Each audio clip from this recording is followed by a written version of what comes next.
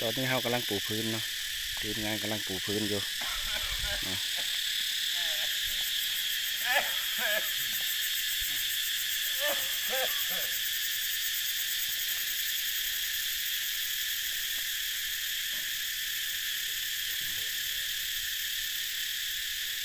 เมื่อก่อนยังบ่นั้นได้เห็น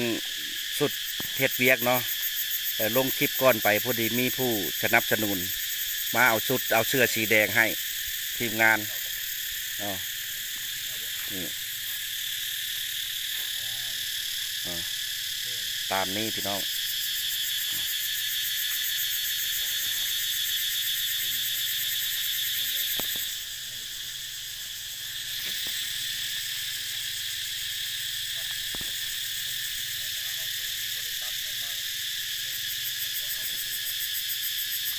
คือตัวนี้เขาจะไว้ใส่น้ำจันน้ำหอมเนาะเขาสีตั้งไว้อยู่จุดนี้เนาะทางออกเนาะมีสองอันเนาะมีสองอันเอามา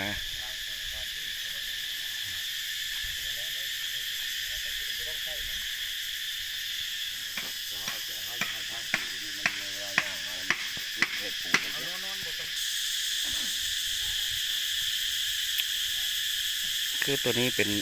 ทางเข้าเนาะทางเข้าเขาจะเข้ามาแบบนี้เนาะเดี๋ยวมานี่ฮะ